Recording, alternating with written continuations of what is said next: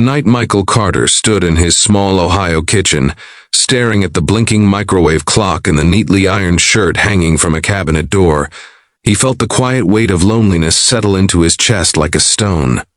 It was not the kind of loneliness that shouted, it whispered. It came from packed lunches made in silence, from empty seats at school events, from birthdays planned with careful smiles. Michael was a single father in his late 30s, raising his 8-year-old son Noah alone since a winter accident had taken his wife far too soon.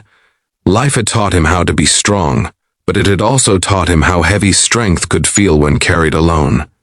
Before we go deeper into Michael's story, if you believe in kindness, second chances, and quiet miracles that change lives, take a moment to like this video, share it with someone who needs hope, leave a comment, and subscribe to the channel. Your support helps stories like this reach hearts that need them. Michael's days followed a strict rhythm. Up before sunrise, coffee brewed while Noah slept, lunches packed with notes folded into napkins. He worked as a building inspector in a nearby town, a steady job that paid the bills but never left much extra. Evenings were homework, simple dinners, and bedtime stories read with tired eyes. He loved his son fiercely, but the world had slowly shrunk around him. Friends had drifted away, unsure how to fit into his changed life. Dating felt like a foreign language he no longer spoke. The idea of walking into a restaurant alone, explaining his past, felt exhausting before it even began. Next door lived Sarah Whitman, a woman in her early 30s who had moved into the neighborhood 2 years earlier. She worked as a nurse at the county hospital and had a calm, steady presence that made people feel safe without knowing why. She waved every morning, brought over soup when Noah caught the flu, and once shoveled Michael's driveway before he could get home from work. Their connection had always been gentle, neighborly, and respectful. Michael noticed her kindness but never assumed more. His focus had always been Noah. Then came the invitation that unsettled him. A colleague had insisted on setting him up with a woman from church, promising it would be casual and easy. The date was scheduled for a Saturday evening at a small Italian restaurant downtown. As the day approached, anxiety crept in. Michael worried about Noah, about conversation, about the invisible weight of his past. More than anything, he worried about showing up as a man who no longer knew how to be anything other than a father. On that Saturday afternoon, Michael did something he had not planned. Standing on his porch, he looked next door and saw Sarah watering her small garden, sunlight catching in her brown hair. Before fear could stop him, he walked over and asked if she could help him with something important. He explained that he had a date and needed advice, maybe even help choosing a tie, and if she could watch Noah for a couple of hours. The words came out awkwardly, rushed, as if he expected rejection. Sarah listened quietly, her expression thoughtful rather than surprised. She agreed to watch Noah without hesitation, but then she said something that Michael was not prepared for. She told him that he did not need to prove anything to anyone.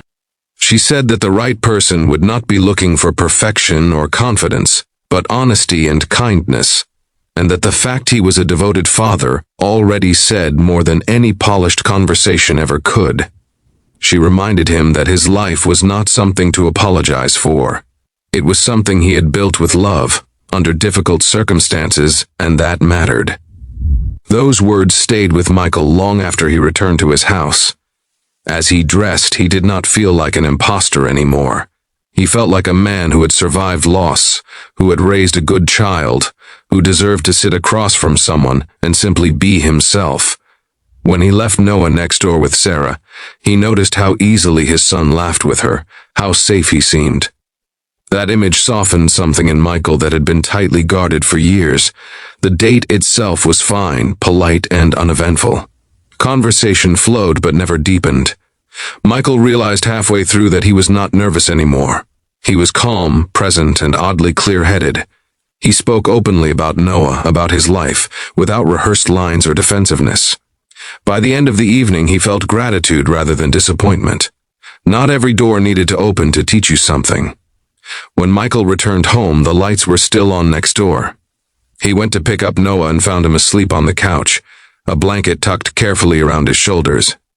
Sarah sat nearby reading, keeping quiet watch. She told Michael that Noah had talked about school, about wanting to learn baseball, about how his dad always tried his best. Hearing his son described through someone else's eyes felt unexpectedly powerful. It reminded Michael that even in his exhaustion, he was doing something right. Over the next weeks, small changes began to unfold. Michael found himself smiling more, lingering on the porch in the evenings. Sarah and he talked more often, about work, about life, about the strange paths people walk. There was no rush, no dramatic shift, just a growing sense of ease. Michael noticed that he laughed around her, a real laugh he had not heard from himself in years. He also noticed how Sarah treated Noah with respect, never trying to replace anyone, simply offering care. Life tested them, as it always does. Noah fell and broke his arm at school one afternoon, sending Michael into panic. Sarah was the one who met them at the hospital after a shift, explaining procedures, calming nerves, staying until Noah slept in that sterile room, watching Sarah adjust the blanket around his son with practiced gentleness. Michael felt something settle into certainty. This was not about dates or labels. This was about partnership, about showing up when it mattered. Michael began to understand that what Sarah had said that first evening was not just advice for a date. It was guidance for life. He stopped seeing himself as a man defined by loss and started seeing himself as someone shaped by resilience. He allowed himself to imagine a future that included shared dinners, shared worries, shared joys. It was not about replacing what was gone, but about honoring it by continuing to live fully. As seasons changed, their connection deepened naturally. They attended Noah's school events together, took walks in the park, shared quiet moments that felt meaningful without being loud. The neighborhood noticed, but no one questioned it. It simply made sense. Michael found that love, when it arrived again, did not announce itself with fireworks. It arrived like steady light after a long winter. If this story has touched your heart so far, if it has reminded you that healing can be gentle and unexpected, take a moment to engage with this video. Your likes, shares, and comments help spread messages of hope to others who might need them right now. Michael often reflected on how close he had come to staying closed off, to letting fear decide his future. One small act of asking for help had changed everything, not because it led directly to romance, but because it reminded him that he was not alone, that community and kindness still existed just beyond his front door. He learned that vulnerability was not weakness, and that accepting support was a form of strength. Years later, on a quiet evening much like the one that started it all, Michael watched Noah do homework at the kitchen table while Sarah prepared dinner. The house felt full in a way that had nothing to do with noise. It was full of safety, of trust, of shared life. Michael understood then that the most important moments often come disguised as ordinary requests, and that the right words, spoken at the right time, can quietly reroute a destiny. Before this story ends, please leave a comment sharing what part of Michael's journey moved you the most, or a moment in your own life when kindness changed everything for you.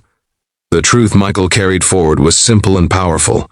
Love does not always arrive when you are ready, but it often arrives when you are honest. And sometimes, the neighbor who helps you prepare for a date ends up helping you rediscover a future you thought was gone forever.